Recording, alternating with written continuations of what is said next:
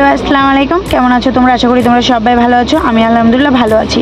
আজকে আমরা পিজা.com-এ এসেছি। আর সব থেকে বড় কথা, মেয়েটা প্রায় 1.5 মাস ধরে পিজা খেতে চাচ্ছে। আমি সময় করে উঠতে পারিনি, মেনলি এই জন্য পিজা খেতে আনতে পারিনি। আজকে বলছি কি কি খেতে চাস, আজকে একবারে খাইয়ে দেবো। ফার্স্টেই আমরা পিজা.com-এ আসলাম।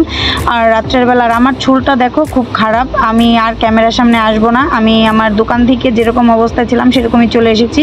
ওদের বলছিলাম রেডি হয়ে আয়, এভাবে নিয়ে এসেছি। আর এখন হচ্ছে পিজা খাবে। পিজা খাওয়ার পরে ওরা অন্য কিছু খায়, সেই ভিডিওটা তোমরা দেখে ফেলছো, ওটা আমি আগেই পোস্ট করেছিলাম। তো পিজা অর্ডার হয়ে গেছে। আর আমার মেয়ে বলেছিল অনেক চিজ দিয়ে দিতে, তো আমি বলছিলাম এক্সট্রা চিজ দিতে। তো আমার মেয়ের খুব ইচ্ছা ছিল প্রচুর পিজাটা খাবে প্রচুর চিজ দিয়ে। আর ছেলেও দেখো খেতে চেষ্টা করতেছে। আসলে সব কিছু নিয়ে ও শুধু আহানা বাহানা, দেখা যাক ও কি করে।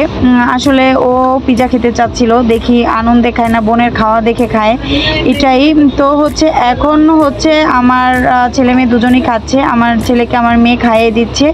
তো ওরা দুজন খুব মজা করে খাচ্ছে, ওদের খাওয়া দেখে আমার তৃপ্তি লাগতেছে। সেটাই যে অনেকদিন যাবৎ বলছিল, আসলে আমার সময়ের কারণে খাওয়াতে পারিনি, আজকে নিয়ে এসেছি। আর তো ওদের আনন্দ আর খাওয়া দাওয়া দেখে আমার তৃপ্তি লাগলো, ভালো লাগলো, শান্তিও লাগলো। অনেক ব্যস্ততার ফাঁকে ওদের জন্য একটু সময় করেছি। আর এখন খাওয়া দাওয়া শেষ, আমরা দ্বিতীয় কি খাওয়া দাওয়া করেছি সেটা তো দেখেছো। তো এখান থেকে আমরা এখন চলে যাব। আজকে পিজা.এর পিজা খেয়ে আমরা অনেক মজা করলাম। আর আজকে ছিল এতটুকুই আমাদের ব্লগ। আর মনটাও ভালো নেই, তাই ভাবলাম যাই একটু রেস্টুরেন্টে বসলে একটু কথা বলে ভালো লাগবে, তাই আসা। আজকে এই ছিল ভিডিও। আল্লাহ হাফিজ।